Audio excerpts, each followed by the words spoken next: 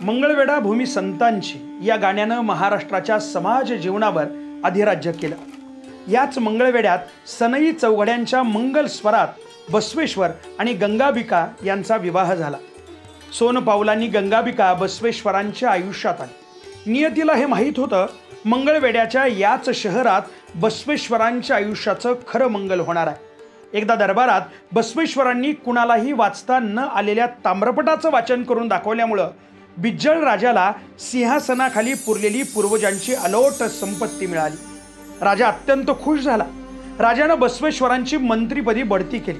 तसेच आपली मानलेली बहीण निलांबिका हिचा विवाह बसवेश्वरांशी लावून दिला। बसवेश्वर ब्राह्मण होते। पहिली पत्नी मामाची कन्या म्हणजे ब्राह्मण होते, तर दुसरी पत्नी क्षत्रिय। विवाहाबद्दलचा उदार मतवाद या भिन्न जाती विवाहात राजाला दिसून आला। डॉक्टर अशोक मेनकुदळे यांनी रिंगण या बसवेश्वर अंकात मंगळवेढा येथील बसवेश्वरांच्या कार्याबद्दल लिखाण केले। ते लिहितात की कुडलसंगम इथल्या ईशान्य गुरूंनी ज्ञानाचं दिव्यांजन घातल्यामुळं बसवेश्वरांच्या हृदयात समत्वाचं निरंजन प्रज्वलित झालं। चिन्मयी अभेद दृष्टी आली।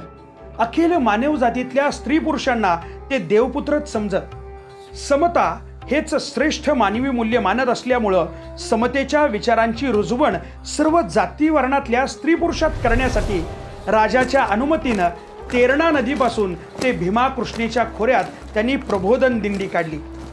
नंदी असं चित्र असलेला कळचुरी घराण्याचा ध्वज अग्रभागी फडकावत शंख तुतार्यांच्या निनादात छत्र चामरे चवऱ्या सूर्यपान नाचवत मिरवत प्रजेचं लक्ष आकर्षित करत राजवेशातल्या मंत्री बसवेश्वर अश्वारूढ होऊन राज्यातल्या खेड्यापाड्यात जात। छावणी टाकून पंचक्रोशीतल्या जनतेसमोर राजसभा भरवत। राजसभेत प्रबोधन करताना ते म्हणत की आपलं मंगळवेढा राज्य वर्षा छायेच्या प्रदेशात असल्यामुळं नेहमीच दुष्काळाला तोंड द्यावं लागतं। म्हणून प्रजाजन हो, धीर धरा, हिम्मत सोडू नका। विहिरीतलं पाणी सर्व जातीच्या स्त्री पुरुषांना पिऊ द्या। जाती वर्ण देवनिर्मित नसून ते मानव निर्मित आहेत। आळस सोडा। अर्थाजनासाठी कुणीतरी काम म्हणजेच कायक करा, तरच घरोघरच्या चुली पेटतील। मग लाचारीनं भिक्षा मागायची वेळ येणार नाही। ताई, अव्वा, अक्का, तुम्हालाही पुरुषांप्रमाणेच या सुंदर सृष्टीचा उपभोग घेण्याचा अधिकार आहे। स्त्रियांनीही आपल्या पायावर उभं राहून स्वावलंबी व्हावं। परितक्त्या, विधवा या महिलांचं पुनर्विवाह करा। प्रजाजन हो, देवाच्या शोधात दर्याखोऱ्यात रानोमाळ हिंडून तीर्थयात्रा करू नका। आपलं अंगणच काशी प्रयाग आहे। खडतर व्रतवैकल्य करून शरीराला क्लेश देऊ नका। सुगम साधी विभूती बेल फुलानं भक्ती करा। गाभारा जलानं दुधानं भरून रथयात्रा काढून भक्तीचं अवडंबर माजवू नका। शकून अपशकून यांच्या मागे लागू नका।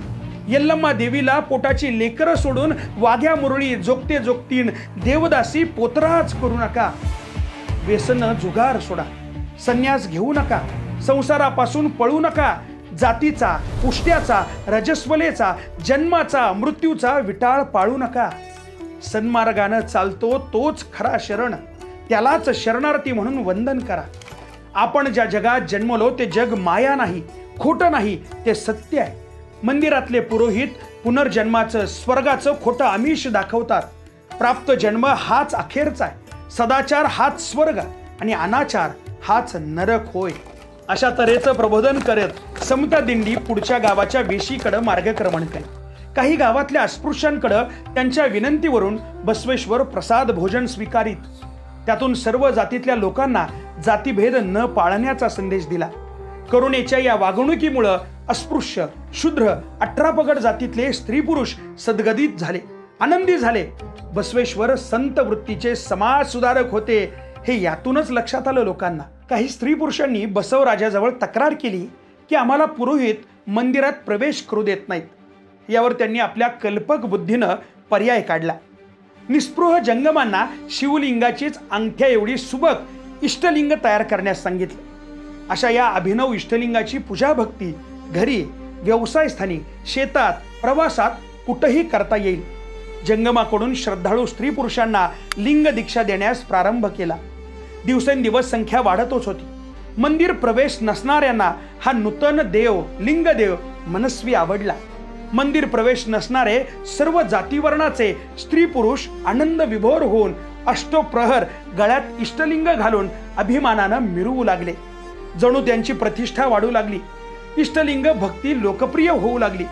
भक्तीच्या क्षेत्रात समता पसरू लागली. इष्टलिंग हे समतेचं प्रतीक बनलं.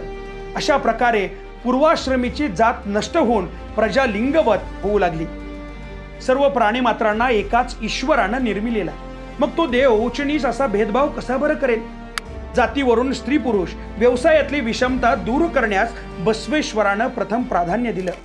आपल्या वागणुकीतून योग्य संदेश जावा म्हणून अप्पण्णा न्हावी यांना सचिव सहकारी म्हणून निवडलं. संपूर्ण वाड्यात त्याला मुक्त प्रवेश दिला. स्पृश्यास्पृश्यता विटाळ पाळला जात नव्हता. राज्यात भिन्न जाती विवाहास मोकळीक दिली. अनेक जातीत रोटी बेटी व्यवहार सुरू झाले. बसवेश्वरांना गावकुसाबाहेरच्या अस्पृश्य नागेदेव कांबळेनं भोजनास बोलावलं तेव्हा निसंकोचपणे ते गेले. हरळया चांभाऱ्याची शरणू शरणार्थी म्हणत उराउरी गळाभेट घेतली.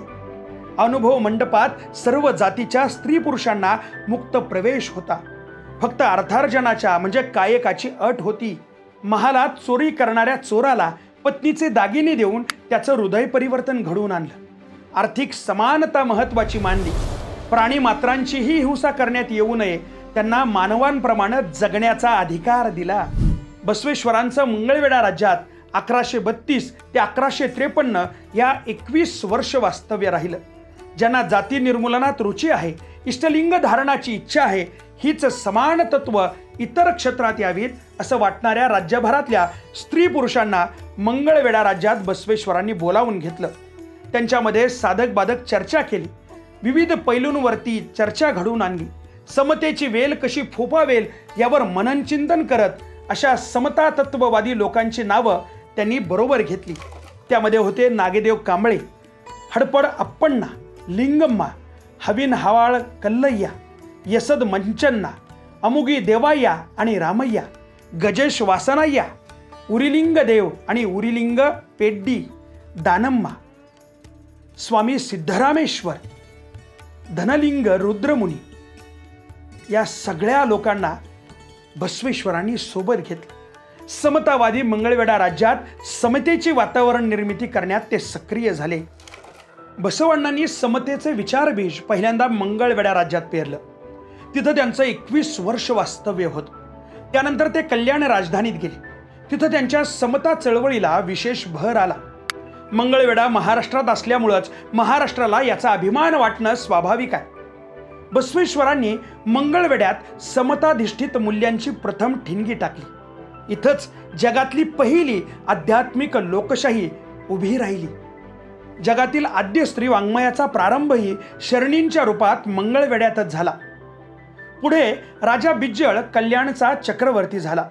त्यामुळे बसवेश्वरांना मंगळवेढा सोडावं लागलं. मंगळवेढ्यात रुजलेल्या समतारूपी रोपट्याचं कल्याणमध्ये वटवृक्ष होणार होता.